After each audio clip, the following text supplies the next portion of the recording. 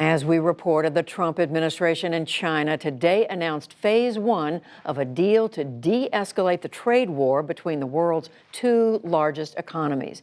But the agreement has produced many questions and criticism. Nick Schifrin is here with the story.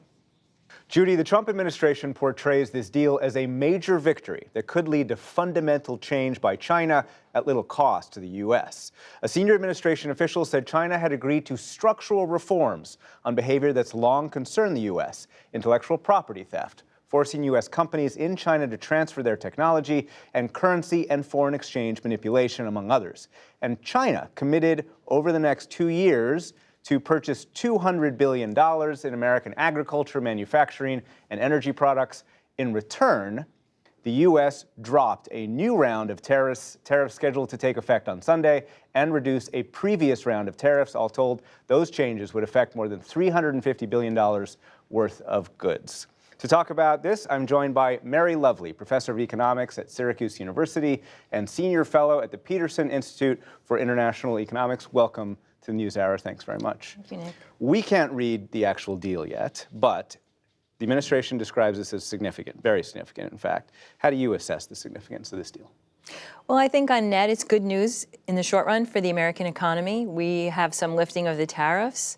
We have a deal, and the longer this went on, it seemed the more it was a drag on business confidence. GDP growth has been held back by really a major slowing down of business fixed investment. And so we're hoping that businesses will see this as potentially a pathway to trade peace and begin to invest again. Of course, the tariffs have kind of thrown their plans for where they're going to get their supplies and where they're going to sell. And so at least a little bit of certainty on that is good.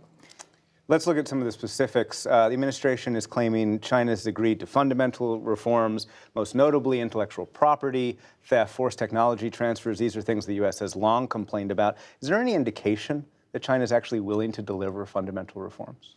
Well, China has been making changes in its law, and I think we're going to see a lot of those changes sort of packaged in this with a nice bow put on top. So, for example, intellectual property, it's been tightening both the law, the ability to police it, how those things are adjudicated. An important step they took last year was to create, we would think of it as an appellate court at the central government level, because a lot of these concerns happen at the local level. And one of the big complaints American businesses have had is that, we can't have the same guys at the provincial level who are part owners in the business that we say is stealing our stuff, deciding whether or not that theft is actually happening. So now there's another level that those businesses can take these claims. So on that, China was already doing things.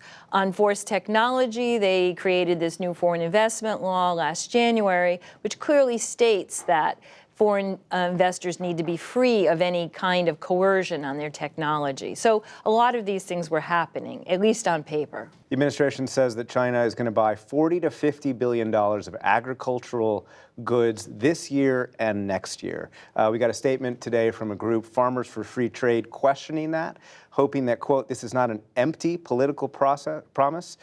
Is there any indication that China can and wants to purchase that many goods from American farmers? Well, frankly, I'm surprised that the totals are that high. The maximum amount of agricultural exports that we've ever sold China was in 2017. And it was about half of that. So it was 27,000. So, 27 billion, I'm sorry. It's about half of what the maximum amount is here, 50 billion. So it's really hard to see where they're going to put them.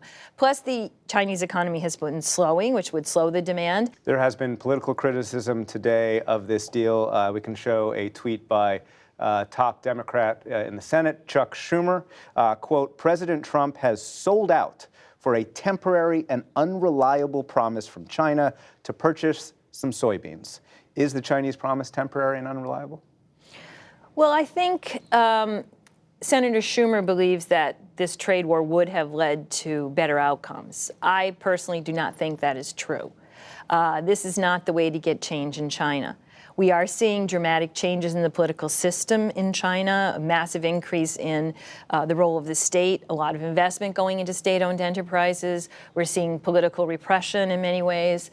Those are changes the U.S. has to deal with in a smart way. This blunt force instrument wasn't getting us anywhere. It was hurting American consumers, hurting American businesses. What are we getting out of it?